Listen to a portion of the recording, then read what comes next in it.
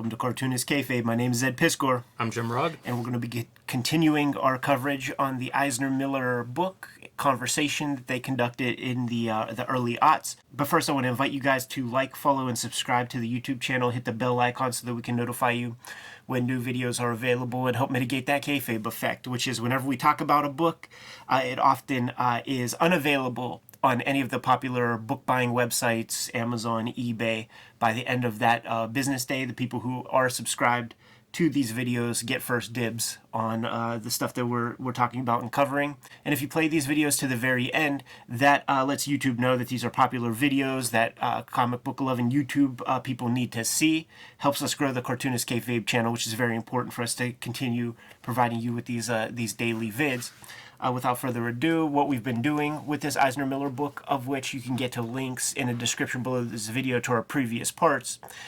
This conversation is cut up into 30 different sections, and we cover 5 sections per video. And now we're starting off spicy, Jimmy, with a sequence called The Schemer. Talking business, Ed. Yes, lots of business talk. That's the scheme that in the title, Schemer. And there's that popular thing in comics, and I guess in almost any kind of creative and competitive field, where if you get an opportunity and somebody's coming to you providing some work, just say yes. You know, say yes and figure out how to make it work after you get your foot in the door. That's one of the great schemes in comics. I think that might be in any business. Yeah. Any job that comes up. Take the orders. You say yes and then figure out how to fill it. Yeah.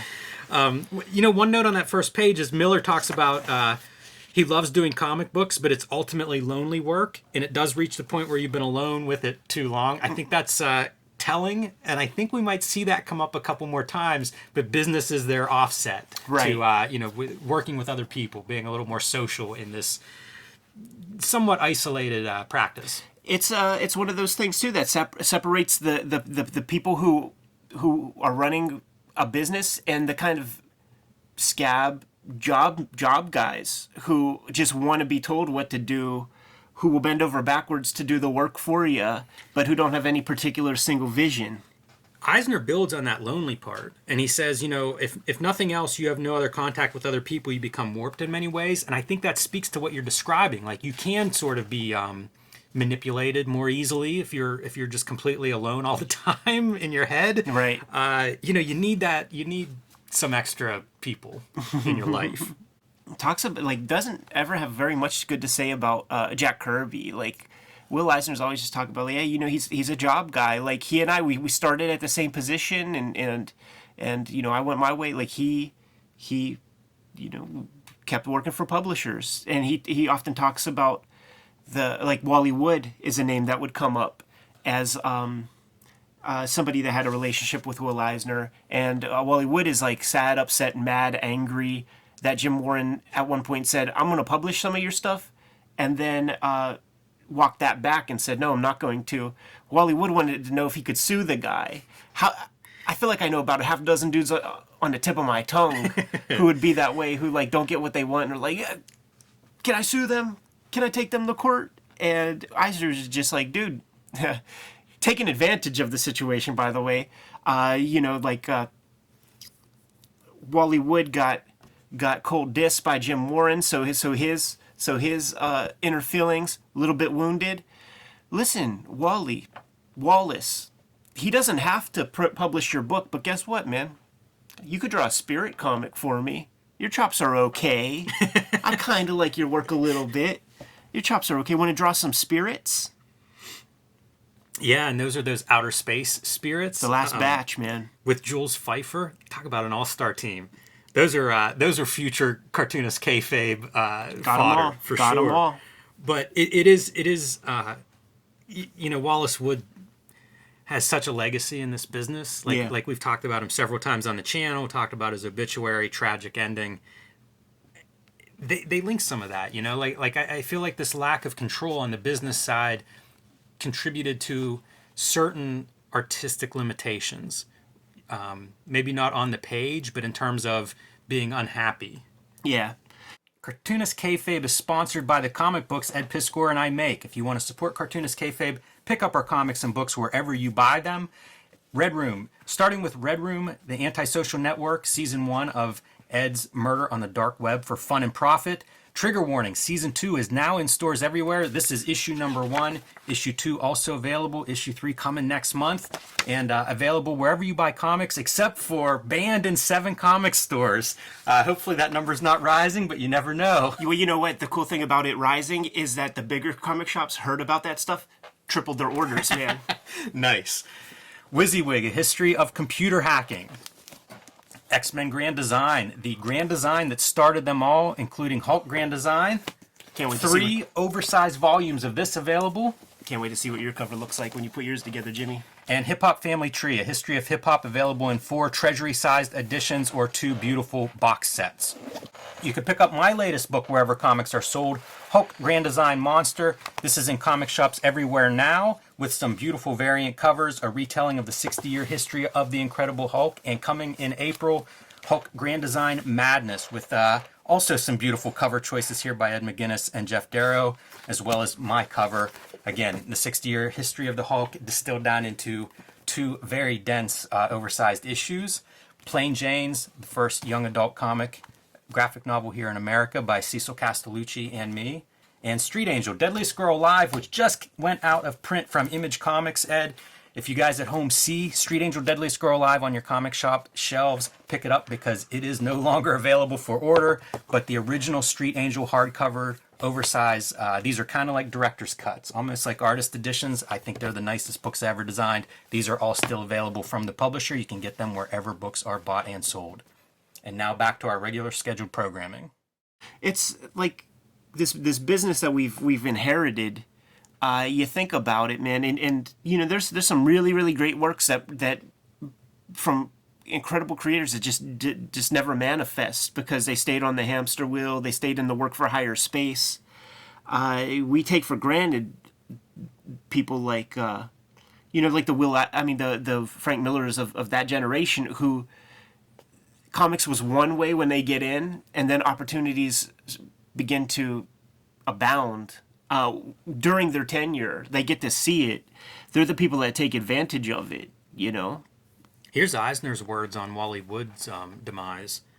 He says that Harlan Ellison said that Wally Wood was destroyed by the industry, and Eisner says Wood destroyed himself, destroyed by battering his head against his inability to deal with reality. Yes. You know, he didn't look at the business and say, I need to go this direction. Instead, he kept going in the same direction that wasn't yielding the results he wanted. Will Eisner, in this part of the conversation, maybe all 5 parts that we're going to talk about today, like, he is the pragmatist. He is speaking from a position of, like, opportunity, like, taking advantage of opportunity. The business guy.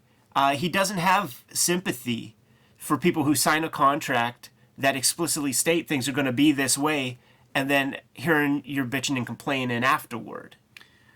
The same piece of conversation, Eisner goes from Neil Adams to Wally Wood to then the Joe Simon, Jack Kirby piece, where it's like Joe Simon had good practical outlook, Kirby didn't. Right. Jack was a worker, and he thought of himself as a worker. Yeah, it's an interesting perspective. You know, it helps that it's coming from a guy who's in this field. You know, if you don't know any of these people, and he knew all these guys, you know, like, it's pretty insightful. And he says, like, you have to take things, like, nobody's going to give you anything. Like, the way this system works, nobody's going to give you anything out of charity. You have to work for it. You have to take it. Power's not given. Power is taken. He talks about the various versions of unions and stuff that came and just fell apart in 2 seconds because people would easily sort of undercut their fellows. One of the things I've gotten from these photos of Will Eisner, man, he was never young looking. It's true. It's true. The opener of this chapter, there's a note there that's like 1960. I swore it could have been like totally 2000. Like, yeah, from Comic Book Confidential. And by the way, Milt Caniff looks like the morphine Bela Lugosi from the Ed Wood movies, doesn't he? He does. Karloff, sidekick. That whole photo, I love it. I love seeing any of these, like, these pictures of these guys that you've seen a million of their drawings, but how often do you actually see them? Erwin Hasen, Yes. man, teacher at the Kubert School. He also did that really weird graphic novel in his later years where he's this, like, He's this guy right here with this weird like kanji and shit on his shirt. And talking about how like tall, beautiful blonde ladies absolutely love him. It was all about his love relationships, and it's like total kayfabe bullshit. Like this guy, he had no swag. And keeping that business talk rolling, we get into the comic strips with Milton Caniff, which also like the syndicates were exploitative. You know, like Milton Caniff, biggest cartoonist of his era. And he leaves the one syndicate. Yeah, that's how Steve Canyon comes about. That's how Steve Canyon comes about. The syndicates own this stuff. In a lot of ways, we're lucky in certain aspects, man. Like when we interviewed Peter Chung, one of the questions I had, listen, man, you fucking created Tommy Pickles, Rugrats. Like, you get a piece of that? He's like, nah, you get nothing. You get nothing. You create these. Like, he created April O'Neil with the yellow jumpsuit, like the King Louis hair with the Jerry Curl chick. That's from the comics. Like, he created the iconic, you see her at cosplay at every convention, red hair, yellow jumpsuit. He created that. Doesn't get a piece of anything. Yeah. Miller asks him, Will Eisner, about the fact that, you know, at this point, like, we're fucking with Marvel, you're not really doing stuff with DC, you tag along and mess with these small press publishers. There's Dennis Kitchen right there. One of the reasons I hung around the small publishers is because I could pick up the phone and call a guy who's making the decision. That is something that I'm very used to and is important to me. Like almost all the comics that I've done on my own, I allow to be out. I entertain offers.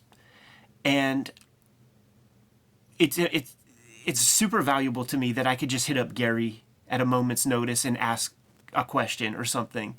If there's this like barrier or there's like some fake assistant kind of barrier between me and the publisher, not interested, man. Not interested. I don't want to jump through hoops to like get a question answered.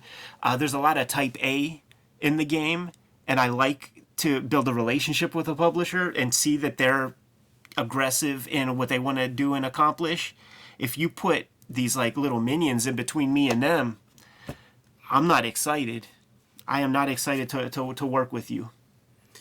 There's a friend of mine who's like he's a very successful businessman, and he talks all the time about how it's relationships. Like all business is relationships, and it's what you're describing. I often think too, like, what are the advantages of being small or of being a one person doing everything? And I think there are a lot of advantages to that. It's interesting that Will Eisner chooses to go that route. He has a lot of self-awareness, man. Another piece that I highlighted right here. I'm important, but I don't make money for them. I give them prestige. He speaks like a lot of this highfalutin stuff, and truthfully, he does, man. There were those like comics and sequential art book. He's his teacher. Like, he has his own respect and gravitas in the medium. So if you publish him, there is some positive baggage that comes along with that.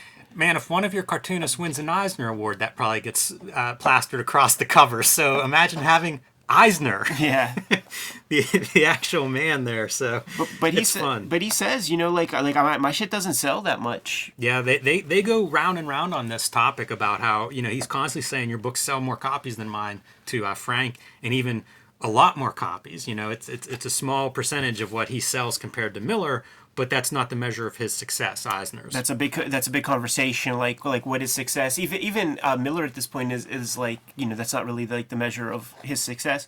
I myself will take a lot more money and sacrifice any of your Eisner awards and stuff. So thank you guys for supporting the works of mine that you have been. A good one here is one of the practical measures of Eisner's success is that A Contract with God is still in print after 21 years. Oh, yeah. Love that. Yeah, so good, man. Miller goes, I've had a couple of books that had anniversaries, and he feels like, okay, the kid made it to 10. He's going to be all right. Like, if you have something making money for you after 10 years, fan-freaking-tastic, man. Everything else is gravy. Everything else is gravy, man. I call that that's the Beastie Boys philosophy, man. You make your License to Ill, your first album that goes like double platinum or what, or goes diamond, 20 million copies, and then you can be an artist on everything else, man, because you have that initial piece that is just making all the loot. That was the philosophy with like a lot of my early Hip Hop Family Tree. I knew that shit was going to sell. Come on now, and is selling. thank you guys once again for that kind of thing. It is interesting to hear these guys go back and forth on what they consider successful in their work. Yeah, and there's a lot of audience reaction from both sides. Both parties here talking about various audience reactions. This is, and I do not like nowadays for some reason, like people like nowadays people use the word privilege as like a pejorative, but we are witness to a privileged conversation that everybody would shoot for, to be able to, like, when you're getting started, the concern is to keep the roof over your head and pay your rent and pay your bills. You figure that part out and you start to be able to sock some loot away, make investments and stuff like that. Your idea of success can change. You know, like your idea of where you place your values, once you take care of that, you know, hierarchy of needs, you could start to think about other stuff and where you place certain values, man. I think it's a useful exercise to think about it earlier in the process before you've achieved it. You know, I feel like Eisner, if you look at his career and you look at the moves that he was doing in, say, the 70s, it seems like he had ideas about these successes, before Contract with God's even an idea, or at least before it's a real book.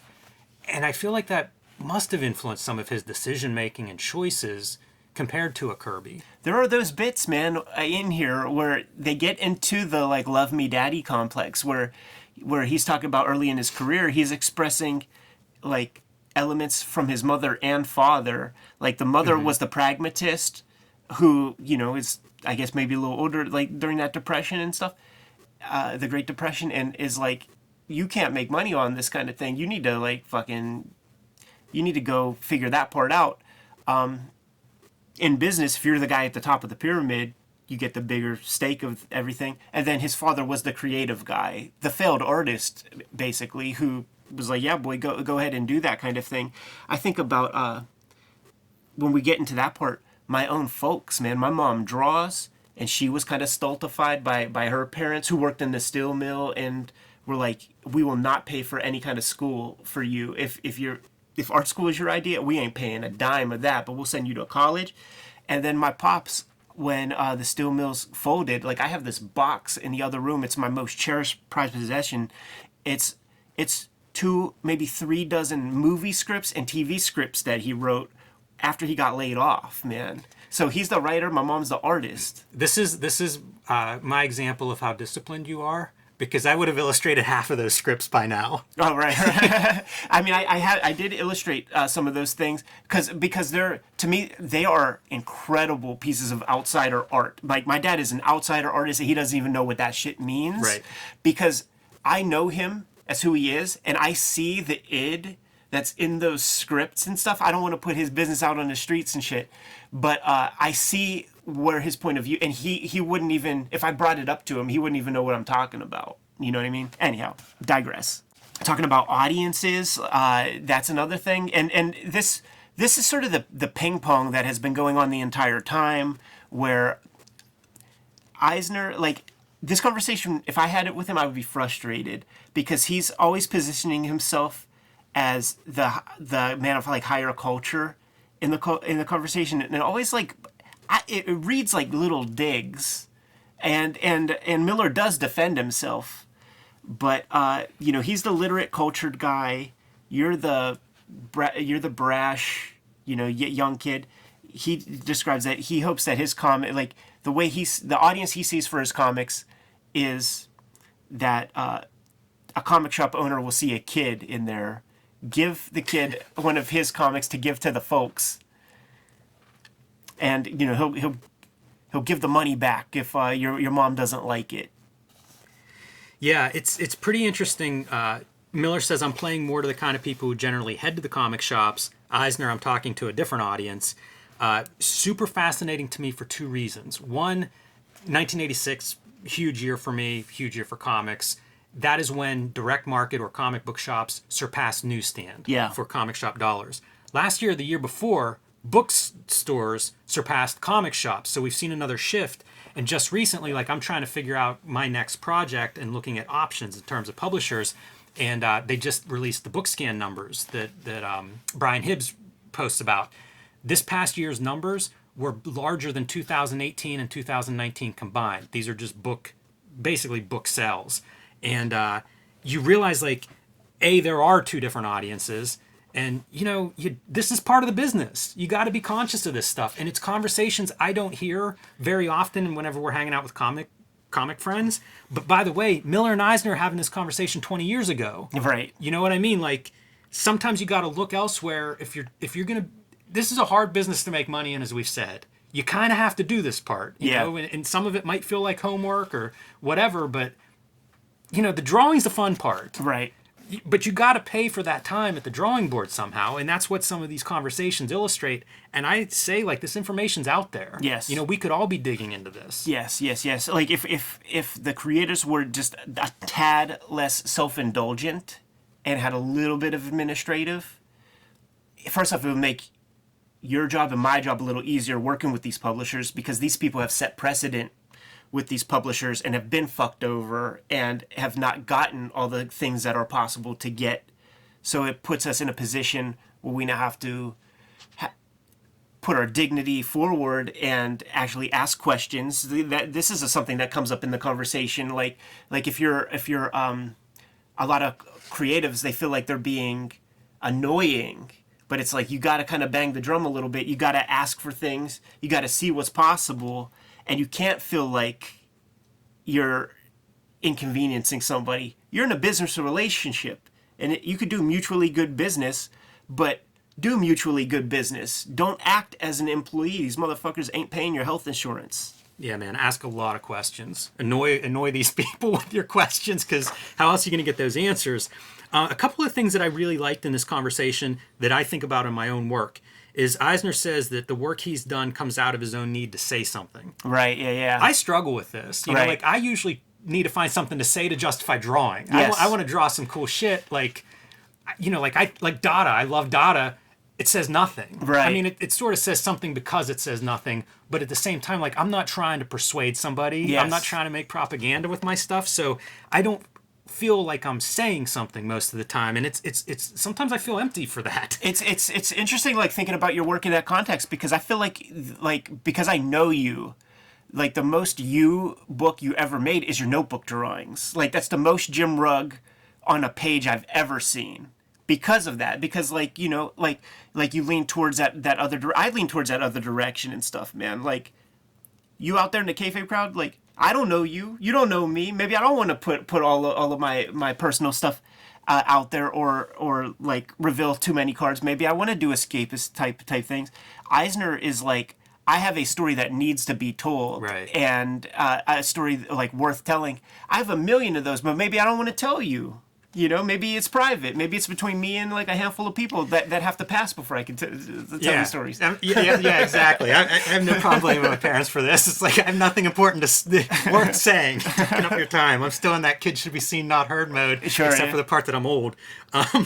They also and Miller comes up with this a lot, is the role of their work.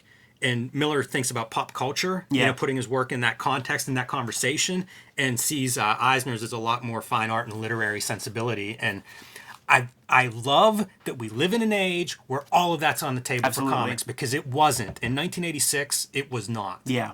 Not here, not in comic shops. The arrangement of images throughout this book is really great, because you get a sort of theme, and then you get an Eisner example, you get a Miller example of these different pieces, and that's something that we just glanced over throughout all of our conversation, but it is orchestrated pretty beautifully.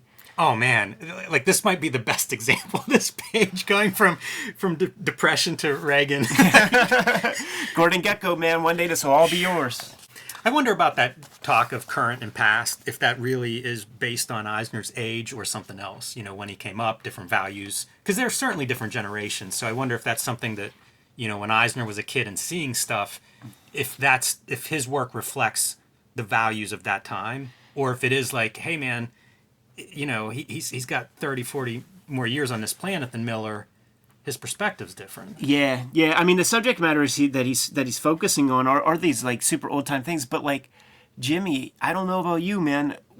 By the time I became a professional, my outside observational skills have gone far away. Like, I'm spending so much time drawing that I still think people might wear Bosch jeans and shit like this, man. Like I don't know what a modern kid looks like in terms of fashion or any of that. I got to rely on like my kid's sister and people like for that part.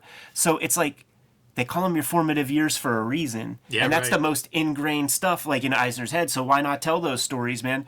And as the years go by, personally, like I have a yearning for simpler times of my own life, and I imagine that all of my comics aren't going to go much past like the 90s or anything like that. Like Black Hole, it exists in the 70s. That's, you imagine that Charles Burns spent a lot of time perfecting that ink line, and the 80s go by in a haze, and the 90s go by in a haze. So like when he chooses to do Black Hole, it's from a certain period of time that he's most connected to, because he's able to live the most life at that period. Well, the other thing that this reading has made me think is I'm very eager to dive back into Eisner's body of work. Yeah. Because, like, how old is he when he does Contract with God? Right. Is he 50? Is he in his late 40s? You know what I mean? Like, I'm rapidly approaching that age. Yeah. And it's like I'm curious to engage with that work now. I probably read that stuff when I was, I don't know, mid-20s or something, early 20s. I think it'll read different. Just hearing him talk about it sounds different. This is a kind of a fun chapter. It's called New York, and they're talking about cities. And there's some romantic notions. There's some observations made. One of the cool things is that Eisner is from New York, and Frank Miller is a hayseed from Montpelier, and like romanticizes New York and comes there to live. So they talk about the two different perspectives. Here's another really good example of the curation of imagery, where you get an Eisner sequence inside a train. It almost reads like a comic. Like one guy does a set of panels, the other guy does the other, man. There goes your Eisner a jam stuff. piece. It gets back, dude. There's that Spirit Jam issue. Do you have that? I don't know if I have that or not. Fuck. Kayfabe, P Box 3071. Munhall, PA 15120. Send it to us. We will do an episode on it and give you a shout out. How many of those do you think we'll get? Hey, man, fuck it. Jimmy, the conversations from several episodes ago where they were talking about the impressionism of the sort of pencil mileage, all the windows drawn in the building, that rears its ugly head again in the pages of this section, where it's like, both of those guys are much less interested in drawing every window. You don't need it. Yes. Let's break things down. This is from a comic called The Building, and of course you would need to draw the building in a comic called The Building. A story I really quite like, man. I have this one, so if you want to do that at some point, like, very happy to do it. I love this idea that Metropolis and Gotham, they're both New York. One is daytime, one is nighttime. Yeah, man. That's a kind of a cool notion. And I love this romanticism of cities. Is almost the lame way to say it is city's a character, but the real way, like, they get into some of the details of that romanticism. I feel that this is where superheroes live. You know what I mean? Like, it's almost like superhero comics were propaganda for these cities. They felt like magical places. I grew up in a rural setting. It was very magical in a lot of ways, and I just saw them in books and in media. I think Frank Miller is a little revealing here without knowing it, because he's talking about moving back to New York, and he's like, fuck these Duane Reeds, man. Like they're ugly, horrible places. I had this pharmacy that I would go to, and the part that I have highlighted here, is this old couple that owned it. The part that I have highlighted, you don't really even need a doctor with these people to get the fucking whatever gimmick you want, man. Yeah, I don't know. I think you need a doctor now. Oh, this nice old couple. I'm so sad they're gone. Oh, man. Don't even need a doctor with these guys. Amazing. You know what they get into that I've never heard anybody talk about is the vertical quality of cities. Yeah. And how that translates into comics and comic storytelling. Yeah, it's great panels for examples and putting those two together. But it's it's such a visual analysis. Yeah. I thought that was really interesting. And they compare it to stuff like, a farm is horizontal. And it makes sense. I've just never heard somebody really kind of laying it out this way. They talk about how like the superhero needs that space, because you have every kind of human exists in the city. You there's something happening behind every window, but that makes me want to, like, let's do the great fucking superhero rural, sort of like all the cool shit that could like bust out of the ground in the middle of Kansas and things like that. Let's fuck with that, man. There could be some interesting things to do. Yeah, maybe cut this part. Yeah. And you flip the page and you get that Jacques Tardy Flatiron building where they talk about like the guy looks like he's packing in all kinds of detail, but it's cartooning. Yes. And they mentioned like the sort of deceptive nature where if you choose the right things to put in there, it feels more substantial in terms of line density or whatever. It's really cool because the raindrops and the windows are the same mark. Yeah. They're just slightly arranged differently. Yeah. That is cartooning right there. I love Tardy's lettering. Yeah. There's a piece in here, too, where they say, Eisner says, I'm less interested in the amount of fun to be had. I'm interested in telling a story. And Miller says they're not the same to you. Yeah. And he says, not really. I do a story, I don't do a story because it's fun to do. That's, again, this is going back to that theme of, like, am I doing comics wrong? Right. Like this is that conversation. I'm happy you brought that up because I don't know about you, Jimmy. I'll put my cards on the table. This stuff takes a long time to make, and I have to be having a good time while doing it. Yes, no? Yes, I'll go one step further. You know how people talk about art as therapy? I learned early on, like, I can do something fun and ninja stories, jumping around on a skateboard and colorful. And guess what? At the end of the day, feel pretty good about that. Yeah. Or you could do some nonfiction Joe Sacco kind of stuff. And man, I don't know how I'd feel at the end of a day of that, or at the end of a year or two of putting a book of that together and the research that goes into it. And I don't know, man. I don't know that I would enjoy comics as much if that was the way I had to do them. Yeah, I was thinking about that Barry Windsor Smith Monsters book. And, that's a good example. And spending 3 decades on that. That seems like a tough thing to live in your head. Yeah. Because you live with this stuff. Right. Yeah, you dream about it. You do. You dream about it. It's crazy. Yeah, but the New York stuff, it's a little thin on the comic book creative stuff. They're just speaking about the humanity of the city.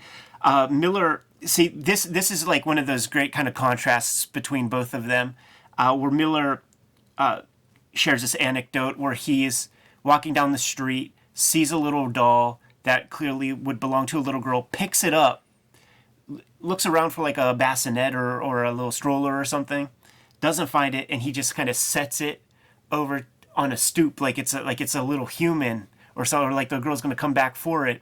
And Eisner seizes on that. Like, I would put that in the comic, because then depending on how you dress the guy, if you dress him up like a bum guy, like that has a different connotation than if it's a Charles Foster Kane aristocrat looking character doing it. Like you could play with that, and it's a moment of humanity. We did Ice Haven recently, and that's the stuff that Dan Clowes is so good for, putting in like these little human touches. But you absolutely get the sense from Frank Miller that he is not interested in that. He does not want to. Like, it feels like a French movie. Yes. And it doesn't. I can't infer tone, but it sounds like he stresses the word awful. Yes. When he would say it. Yeah, I'm glad you picked up on that. This is a fun part of a conversation. For this book that does have a lot of craft talk, business talk, all that stuff, this is a really fun moment.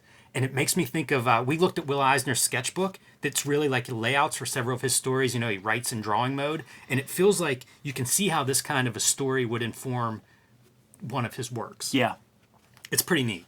It's an unusual illustration of the way these guys think. Yes. Breaking in.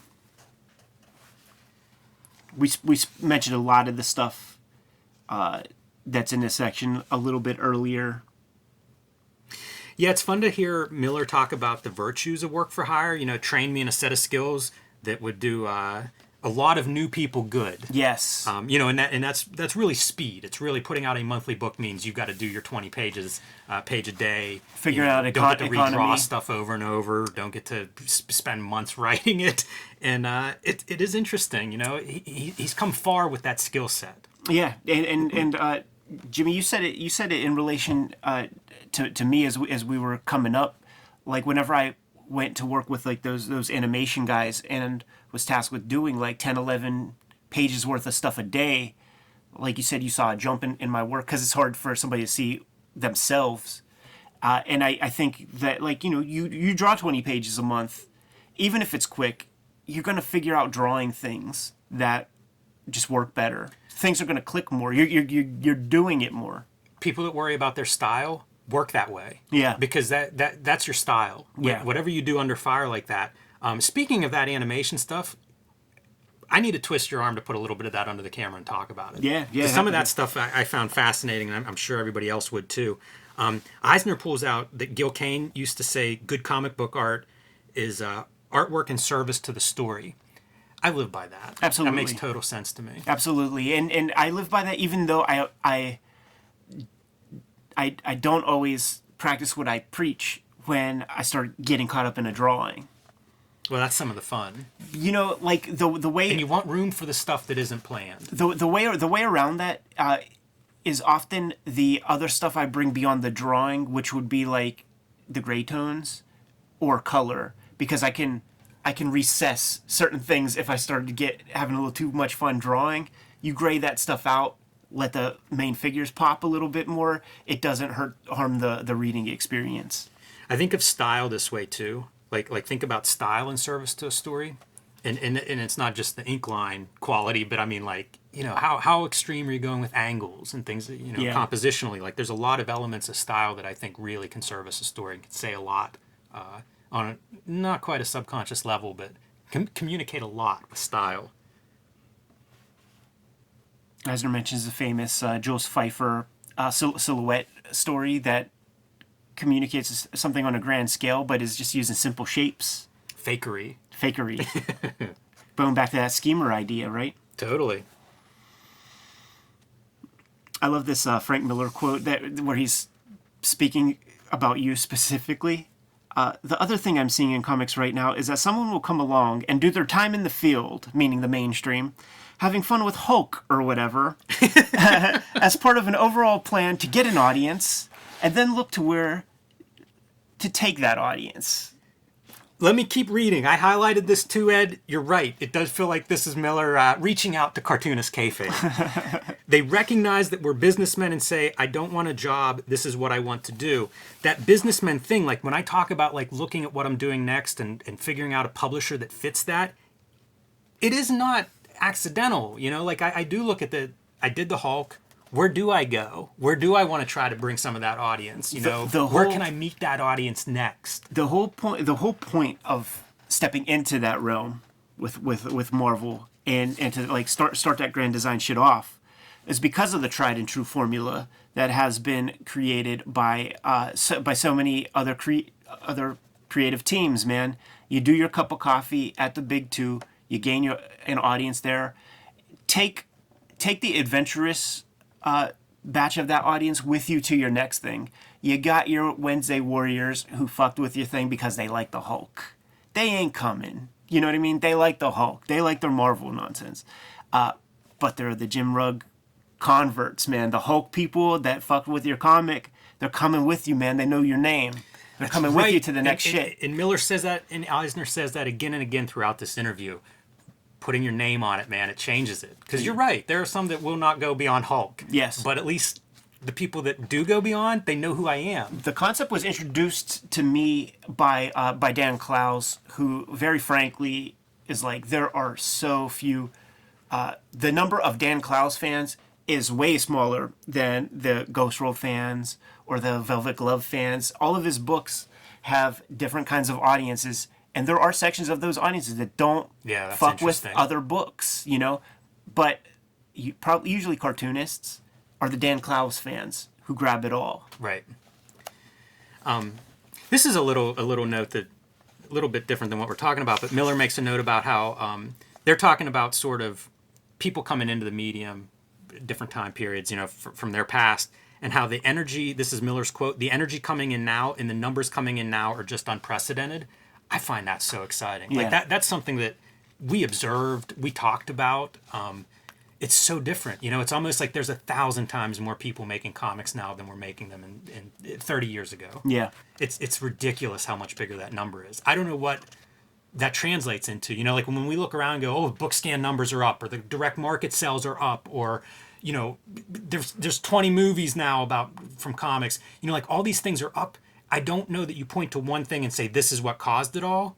it feels like these are all parts of why comics are where they're at now, in libraries, in schools, in movies, in bookstores, everywhere. Like, comics feel more ubiquitous now than maybe any other point in my life. It is also that thing too, man, where you go to a SPX or some other small press show, and on the way there, man, you and I, we fill up the car full of our inventory and shit like that, man. You got 4 boxes of stuff, I got 4 boxes of stuff. We go to the joint, we sell all of our material, and we come home with 5 boxes of stuff from other people. People I've never even heard of. It's like suddenly my new favorite cartoonist is somebody I didn't know existed 4 days ago. Yes. It's so different than when I started out as a fan. Totally. And then names come up, you know, Peter Bagg, we saw James Kachalko, these people that have a love of the medium. And then Eisner scares me by saying, ultimately, you've got to take a gamble and have something to say. It's like, shit, back to this. Well, you know, like, it's that thing, too, like, where everybody makes mention of Japanese comics and how, like, I'm looking at 10 volumes of Oishinbo comics that are Japanese food manga right there. Like, who's going to be the one to have the balls to do that? That's true. In American culture, shouts to Lucy Knisley. She did her food comics that sold really well that create a incentive for somebody else to do their food comic. Like Brian Lee O'Malley. Let me get a good football comic, and I'm talking American football. Let me see what that is, you know? Like, let me see, make a fishing comic. Like, who's going to be the one to make the great comic that can bring in these other audiences? You know, let's have a real healthy medium. It doesn't all have to be capes. Man, I like that. Because there is a lot of room yet to go. So much. I mean, just pick something. Right. Professionalism. This is the culmination of basically everything that we talked about today. Work for hire is very much like hiring someone to paint your house, says Will Eisner. There's a publisher, there's a distributor, there's a retailer, and then there's the editor. Yeah, like, he's defining all these pieces, man. It's he spells it out very clearly. Yeah. The house painter analogy is that just because I hired you to paint my crib doesn't mean you own it. This is my property, and you just put a new coat of paint on it. I do think that by and large, is what the big two think of their talent, man. You're taking our 80-year-old properties, 60-year-old properties, put a new varnish on it, put it out into the universe, see what happens. But that's ours. Hey, it's worth pointing out the amount of footage or inches that Eisner's getting when it comes to leaning into the professionalism thing. Like, he's got some opinions. And, you know, the alternative to the work for hire, he says you either must offer an idea or you must offer your talent, the labor, in other words. And that's your painting the house. That's the work for hire, is the labor. And if it's an idea, then there's some other options. Yes. And he's talking about, like, down in Florida, like, there was some neighbor knew that he's a comic book guy, has a kid who has some talent. The kid had chops. He introduced the kid to some editors, and the kid got his ass fired for talking smack. You know, he was saying some dumb shit, and they decided not to work with him. There's plenty of that, man. Like, this is where, like, your online persona comes in, and there are all the kinds of double-edged swords that they're just the people who are hiring you for your labor. If you are a troublemaker, if you're just running your mouth off, why would they fuck with you? Who needs the headache?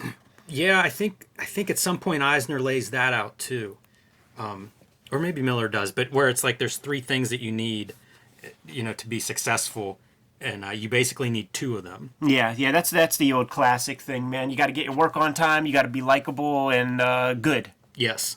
And really, you just got to be 2 of those. Yeah.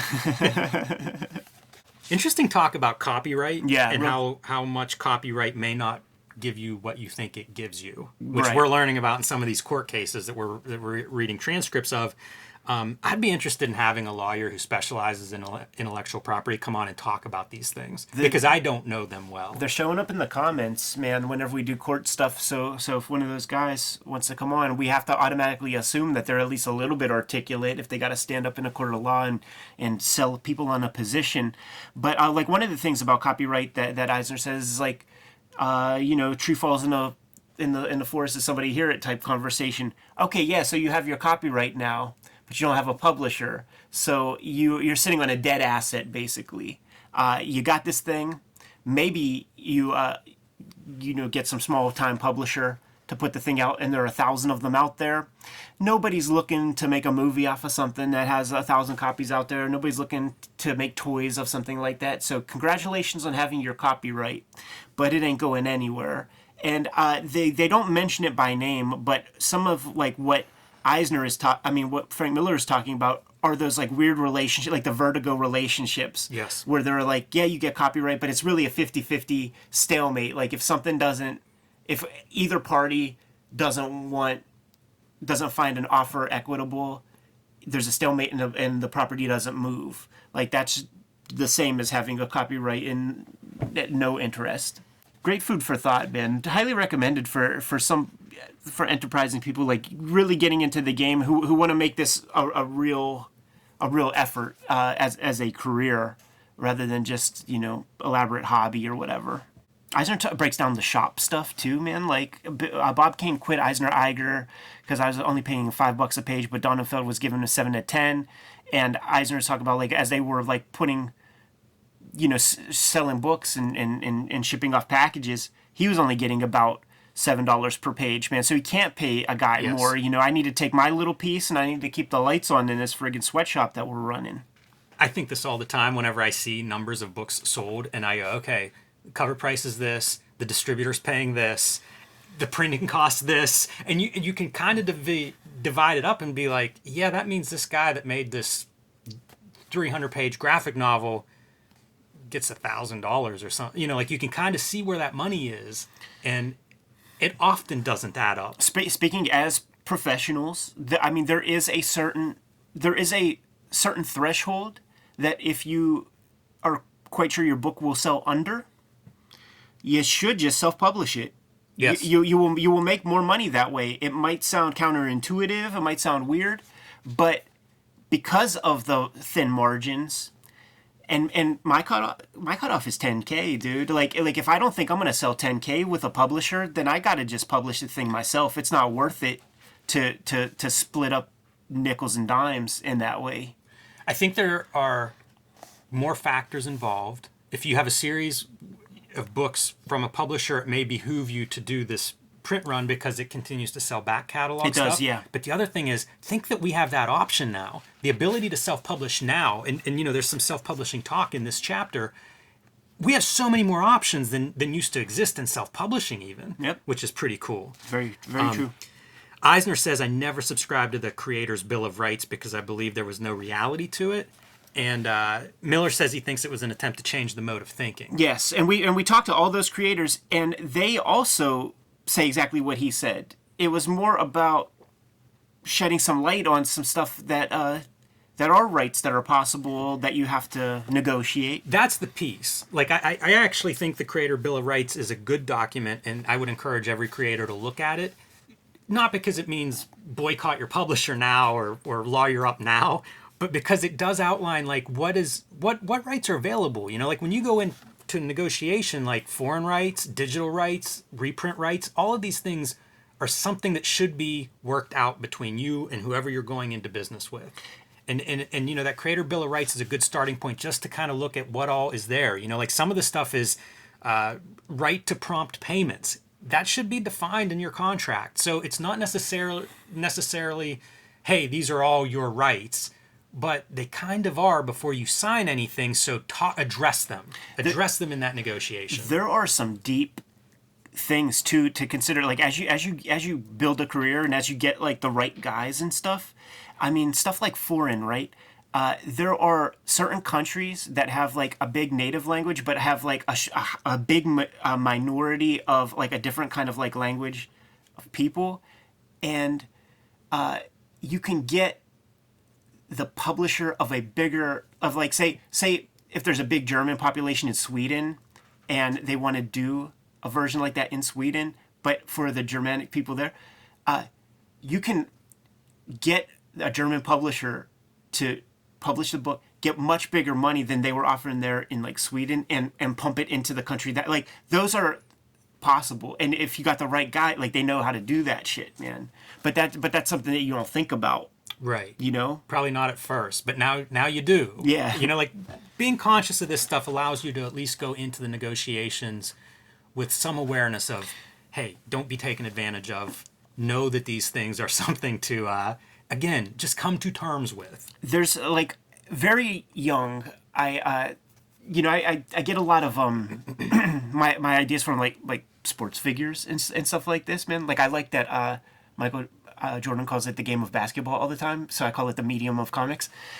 But there was this like idea that I remember hearing a lot in the late 90s called designing your life. I'm designing my life. And Miller has a part right here. It's a part of how you create your life. And anybody who comes in thinking the artist should be miserable or poor is thinking like a loser, not like an artist. I love it. Love it. I love whenever we both have the same thing highlighted. Yeah, I mean, it just resonates, dude. And it's the stuff. It's the stuff that connects you and I. And like when we go to these conventions, right?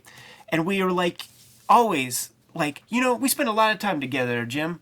Maybe we go off in our own directions, go hang out with some other people, and then we'll debrief later. And why do we always come back to each other clutching and shaking? It's because you start to hang out with some people who might be thinking like losers. Man, it's interesting. I like the Michael Jordan thing too. I've been listening to a podcast of like basketball history lately, and Jordan's on there, and they're talking about what they got from the previous generations and what they pass on. And in Jordan's words, it is for the game of basketball, is why you would help somebody, why you would advise a younger player or something like that. And I feel like comics could have more of that. Like it's kind of awesome that a book like this exists, because you get two guys who have, I don't know, 100 years of comics making between them, really talking about that. Like this is the kind of conversations. We're not going to form a union. That's not going to happen. Right. But we could talk about creators' rights and taking that into your negotiation with your contract. Artists are afraid to offend the person who's buying from them, fearing that he might not buy their work because of it. And there you go, man. Why would we not have a union? That's a good statement right there. And you do see it, man. Jesus, the people that I talked to working for the big two, who didn't even think that they were allowed to talk to the artist on the thing. How divorced is that from like Alan Moore, who's like, I want to know everything you want to draw and would be excited to draw, and I will cater scripts around that. Yeah. Eisner makes a comment about how it's a wonderful way to get into a business is to get in at the ground floor when it's in trouble. I always thought like whenever I started doing shows in 2000, it felt that way. Like this is a low point. If you can come out of this, it's only going to get bigger. And then you will have always been there because you were there when the fewest readers and the fewest other cartoonists. By the dip.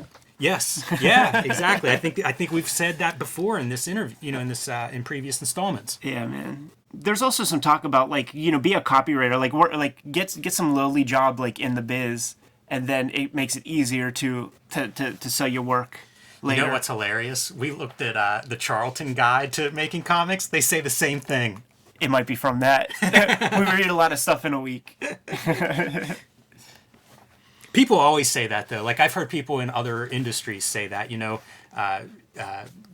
a podcaster that talks about, like, get a job driving the van at the radio station. It's much easier to work your way to a microphone if you're there every day. Yeah. This is that conversation. How much can an editor of a Batman book or a Spider-Man book do?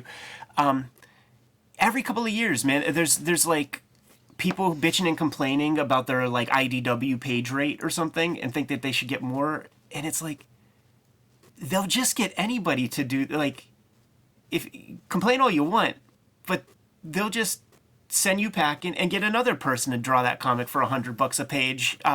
You didn't invent whatever that property is. Like, what are you bringing to the table? It's true. And your expertise, you don't have to be there either. Yeah. Like if you're not happy with it, move on. Going back to Kayfabe, Cody Rhodes is the guy. Like, he asked Marvel to let him out of his contract, 5 years ago or something, basically rebuilt himself, and then shows up at WrestleMania in a top spot. Like, he left there when they thought he had a very low ceiling, changed what he was bringing, and comes back in a different spot. That's what you do. I feel like that's the Grand Design way, by the way, man, because I think we might have talked about it in a previous one, but it's like the set of cartooning sort of acumen that we bring doesn't mirror any other kinds of comics making, like at a Marvel. But we built our names up in this other space that gives you like more buying power, more buying temperature, like with the company. They could see how they could make more money because of the Cartoonist Kayfabe platform, have the comics that we put out. Go back to chapter 21 or 22 where they're talking about what is success. Those companies want to sell books. Yes. Yes, that's their function. They're the kind of disseminators, and that's their purpose. That's the thing that Eisner stresses a whole lot throughout the conversation. There it is. Yes. The climb from the mailroom to writing comics is well worn. It's so true. Not limited to the comics industry by any stretch. Right. I highlighted a Miller statement at the bottom there. The standard comic book is gone. It's interesting because he makes an observation about how publishers print too many titles because the comics make such little money. That's how they make it profitable. That's really interesting. You know, in the past, you might have done 500,000 copies of the Hulk. Right. By the late 90s, you were doing 100,000. So if you wanted to get that money, you didn't have to do 5 other titles because the profit margin's not as great. You might have had to do 10 other titles to get back to that original first profit percentage. Yeah. And I haven't seen other people comment on that, but it's pretty informative, I think. You know, where it's like the comics industry may be making a little bit more money, but each individual title is making way less because there are so many more titles. Yeah, that's a different form of hot-shotting. It is. Yeah, it is. You know, because it looks good to the stockholders. They're like, oh, yeah, good. Numbers are up. Best comics are made when the writer and the artist are in one body. That's true. True statement. Yeah, I agree with that. You can certainly find exceptions. You know, there are good comics. Watchmen, you know, for probably our audience would be a good example, but I do think that you can just do more if, you know, the right hand knows what the left hand's doing. Yeah. Another part of the professionalism conversation are several anecdotes that Eisner lays out from his time at SVA. I'm not going to get into all of them because they're kind of like just will take 10 minutes for him to squeeze them out, but certainly worth reading. And one of those things that comes to mind a lot when I think of the jobs that one takes, man. Like, I do think that a lot of people would compromise their personal values a lot to get like a good payout for, you know, an illustration or something. Doing business implies mutual respect, and that is like a maxim to me, man. You got to be treated with respect. You got to grab your respect. If you're not paid promptly and on time, like, you know, you make this agreement. If you're not paid like on time, like that's a strike. You know, there's like an unreliability there, and this gets back into that thing about like not wanting to offend the people who are buying your work, where because people will put up with that kind of stuff. Now you just it makes our work a little tougher going to the publisher, and it's like, hey, where's my thing, because they're just not used to it, man. Rest in peace, Tom Spurgeon. But like one of the things I appreciated from him, one of the last times we talked was he came up to me. He's like, Ed, you know what, man? You're getting a reputation for being a good businessman in comics, and I really think that all that he means is that I actually like ask for things and, you know, expect to be treated properly. I bet there's a third piece, and it's the delivering. Because, like, you're selling books. Right. And, you know, whenever you talk about splitting up at a convention and trying to get information and talking shop with people, that's not a topic that a lot of people look at that as, like, it's just out of my hands. Right. You know, they have a PR team or they have a publicist or whatever. Like, they sell the books. And it's like, I don't know. I just don't hear very many conversations about it. And if you think about professional and business, at some point you don't get hired if the books don't sell. Right. You know, like that's a key component to success in business. It is in this business. Yeah, it is a cool thing about comics that this is like the last medium to give you a couple shots. Like if you do good work, man, a publisher's going to publish it, give you that shot, take a failure, take a flyer. But if you don't start delivering, at a certain point they're just doing it for like the good of the culture, and I don't know that that's going to last forever. I like this chapter a lot. I like the way they talk about it as, you know, it feels like a business partnership. Yeah. And I like that idea because it's really easy to be one-sided. Look, we're obviously slanted towards creators. Of course we are. That's who we are. But you do want to be in business with somebody that treats you right and that you treat respectfully and you know, back and forth. So I don't hear that conversation much. Right. I'm glad to hear it here. Yeah.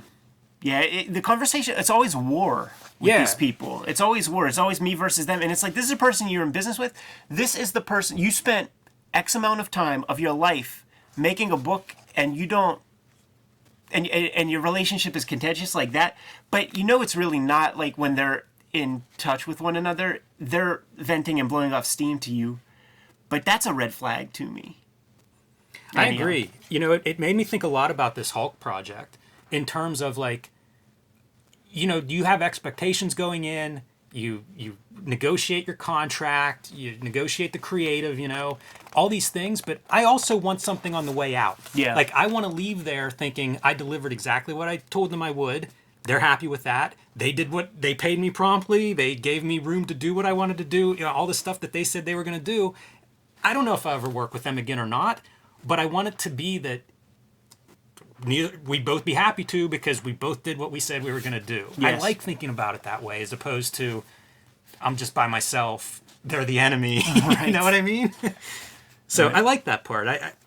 I would like to have more of those conversations, or hear more of those conversations. Like, how do we work together between the talent and the business? Lots of good conversations coming from this book, Jimmy, and our next episode is going to wrap up this conversation between two sort of legends in the field.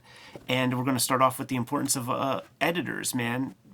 Frank Miller kept Bob Schreck and Diana Schutz real close throughout most of his career. When you find a good editor, you hold on to them for all they're worth. Can't wait to get into that portion. I'm looking forward to that. You good to go, Jimmy? I am. Kayfabers, like, follow, subscribe to the YouTube channel, hit the bell. We'll notify you when new vids are available. What is out there, Jim? Hulk Grand Design Monster, #1 in comic shops everywhere while supplies last. Hulk Grand Design Madness, #1, coming to shops at the end of April. So if you haven't reserved that already, let them know. Usually, you know, subsequent issues aren't printed as heavily as the first. So you want to make sure you pick that up. The 60-year history of the Hulk, told in 2 oversized issues. And join me on patreon.com/JimRugg. Red Room trigger warnings. Issue 1 and 2 are on the stands as we speak. Murder on the dark web for fun and profit. And when we speak about being businessmen and we speak about the business of comics, there are comic shops who aren't good businessmen or good at the business of comics. This comic, Red Room, banned 7 comic shops, man, and counting. But the cool thing is that the better comic shops, when they heard tell of that, tripled their orders and started opening up their online business to sell more copies of Red Room. It's going to be coming out on a monthly basis, and you can read these comics before they hit paper at my Patreon, patreon.com/EdPiskor.